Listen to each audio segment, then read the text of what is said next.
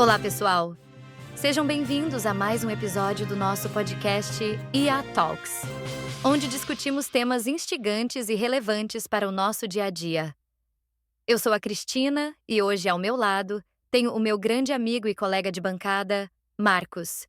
Tudo bem por aí, Marcos? Tudo certo, Cristina? Muito animado para o bate-papo de hoje. Vamos falar de um assunto que, apesar de parecer muito complexo, fascina todo mundo: a teoria da relatividade de Albert Einstein. Acho que esse tema, por si só, desperta curiosidade, né? Com certeza! Desde que Einstein publicou seus trabalhos no início do século XX, as ideias dele revolucionaram a física, mudando nossa compreensão sobre espaço, tempo e gravidade.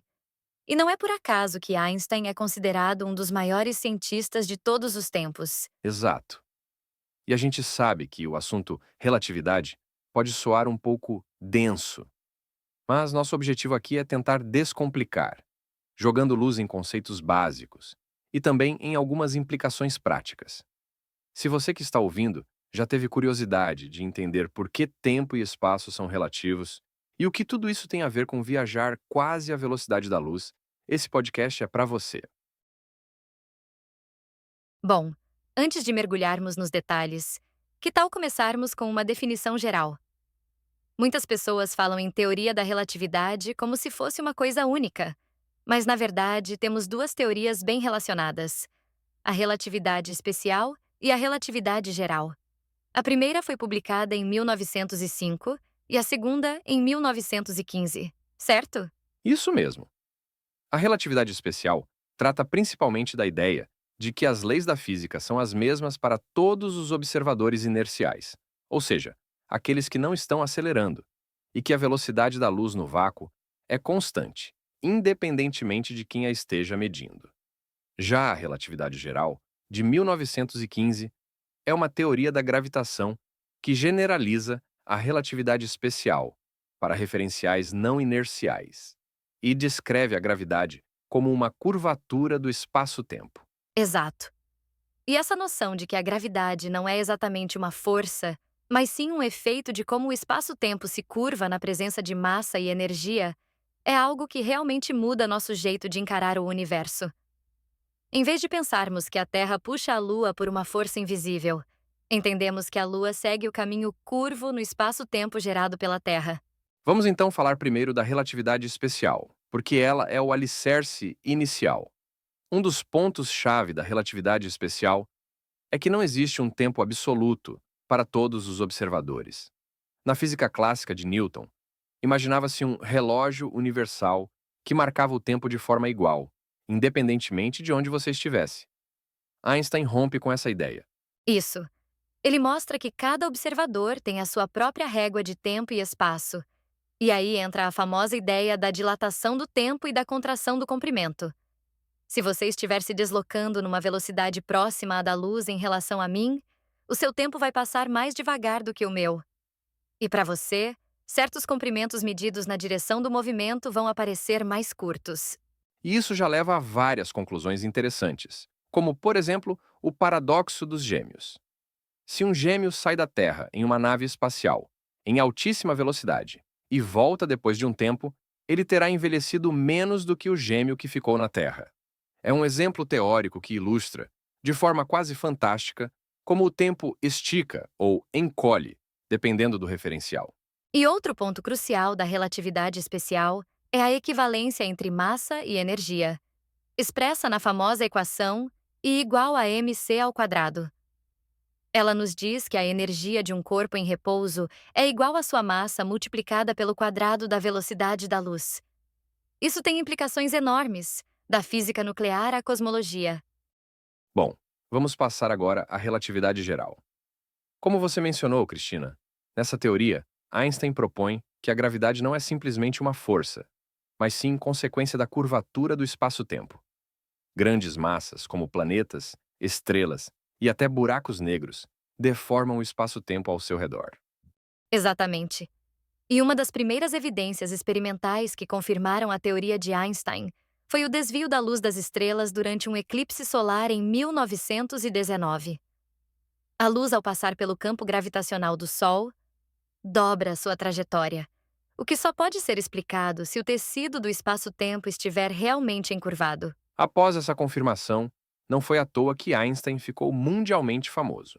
Aliás, um dos fenômenos mais empolgantes previstos pela relatividade geral são os buracos negros, regiões tão densas que nada, nem mesmo a luz, consegue escapar do seu interior, porque a curvatura do espaço-tempo é extrema. Pois é, e hoje em dia nós já temos imagens de buracos negros, como aquela divulgada em 2019 do buraco negro no centro da galáxia M87, que reforçam a teoria. Também temos a detecção de ondas gravitacionais, que são literalmente ondulações na estrutura do espaço-tempo, geradas por eventos cósmicos muito violentos. Isso tudo foi previsto por Einstein há mais de 100 anos. Muita gente pode se perguntar: tá, mas no dia a dia, o que a relatividade afeta na minha vida? E a resposta é: afeta muito. Um exemplo simples: sistemas de GPS. Sem considerar os efeitos relativísticos, tanto da relatividade especial quanto da geral, o GPS ficaria fora de sincronia em questão de minutos. Exato. Os satélites estão se movendo em alta velocidade em relação à Terra. Então, há um pequeno efeito de dilatação do tempo relativo a nós, além de estarem mais afastados do campo gravitacional terrestre, o que também afeta o tempo de forma sutil. Se não corrigíssemos isso, a precisão do GPS seria inútil. Outro campo que depende da relatividade é a física de partículas. Em aceleradores como o LHC, Grande Colisor de Hadrons, as partículas são aceleradas a velocidades muito próximas à da luz. Ali, as equações newtonianas não servem mais para prever o comportamento delas. Precisamos usar a relatividade especial para saber como a energia se comporta.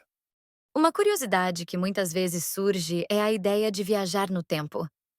A relatividade abre brecha para conceitos como a dilatação temporal e até teorização sobre viagens no tempo. Mas isso não significa que podemos voltar ao passado como vemos em filmes de ficção científica, né? Perfeito. A gente pode viajar para o futuro no sentido de envelhecer mais devagar do que outra pessoa, como no caso do paradoxo dos gêmeos.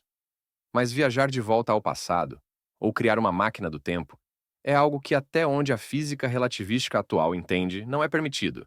Pelo menos não sem envolver teorias além da relatividade geral, ou especulações como buracos de minhoca, que ainda estão longe de ser comprovadas. Falando em buracos de minhoca, eles são, em tese, passagens no espaço-tempo que poderiam nos levar a lugares ou tempos diferentes. Mas até hoje, não há evidência observacional de que eles existam. O conceito aparece em muitas obras de ficção científica, tornando as histórias super empolgantes, mas não passam disso. Ficção. Ao menos por enquanto. Outro ponto que acho legal de destacar é o impacto que a relatividade teve na comunidade científica do início do século XX. Einstein desafiou ideias que vinham desde a física newtoniana, há séculos estabelecidas. Foi uma revolução não só conceitual, mas também filosófica, porque abalou a noção de espaço e tempo absolutos, que faziam parte até do senso comum científico da época. Sim, e a relatividade abriu portas para o avanço de várias áreas, inclusive para a formulação da física quântica, que também surgiu no começo do século XX. Muitos dos princípios de simetria e invariância se tornaram centrais para a pesquisa em partículas elementares. A famosa busca pela teoria de tudo, que unificaria a relatividade geral e a mecânica quântica, ainda continua.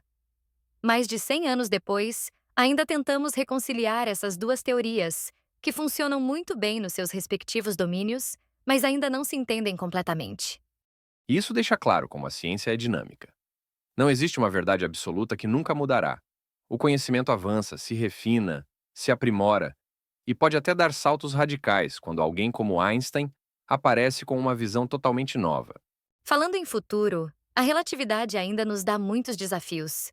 Precisamos entender melhor a natureza da matéria escura e da energia escura, por exemplo, que parecem compor grande parte do nosso universo. Algumas hipóteses sugerem que, para explicar esses fenômenos, talvez precisemos expandir ou modificar certos elementos da relatividade geral. Com certeza. A relatividade por si só não explica tudo o que a gente observa no cosmos. Por isso, os cosmólogos ficam de olho nessas lacunas. Existem também teorias como a gravidade quântica em loop, e a teoria das cordas, que tentam reconciliar a relatividade geral com a mecânica quântica. É um campo fascinante e cheio de incertezas. Enquanto isso, na prática, continuamos usando os conceitos relativísticos para lançar satélites, prever órbitas planetárias com altíssima precisão e testar nossos modelos astronômicos. Ainda que falte bastante para compreendermos cada detalhe do universo, estamos dando passos firmes na direção certa. Para quem se interessou pelo tema e quer se aprofundar, existem livros de divulgação científica muito bons, escritos por físicos renomados, que explicam a relatividade de maneira acessível. Recomendo Uma Breve História do Tempo, de Stephen Hawking, embora seja mais focado em cosmologia, mas ele fala muito sobre a influência da relatividade. Também tem A Essência da Relatividade, do próprio Einstein, com textos mais diretos. E vale a pena conferir documentários e cursos online. Hoje em dia, com a internet, temos acesso a muito conteúdo gratuito. Aulas, palestras e até simulações interativas que ajudam a visualizar conceitos como dilatação do tempo e curvatura do espaço-tempo. Para quem gosta de matemática, dá para ir fundo nas equações de Einstein, mas mesmo sem tanto formalismo, dá para ter uma boa noção conceitual. Bom, pessoal, nosso tempo aqui está chegando ao fim, mas espero que este bate-papo tenha ajudado a tornar a teoria da relatividade de Einstein um pouco menos misteriosa e mais fascinante. É um assunto que não se esgota, dá para ficar dias discutindo, mas acho que conseguimos pincelar os principais pontos. Concordo, Marcos. Eu adoro esse tema, porque nos faz questionar nossa percepção de algo tão fundamental quanto o tempo e o espaço. Se você gostou do episódio, compartilhe com seus amigos, parentes, colegas de trabalho. E não esqueça de deixar seu comentário nas redes sociais, dizendo se você tem alguma dúvida específica sobre relatividade ou outros assuntos de ciência. Quem sabe não fazemos um episódio futuro respondendo perguntas dos ouvintes. Aproveito para lembrar a todos de se inscreverem e deixarem aquele carinho ao nosso trabalho que é o like. Muito obrigado pela companhia e até a próxima. Até mais, gente. Foi um prazer discutir esse tema tão incrível com vocês. A gente se fala no próximo episódio.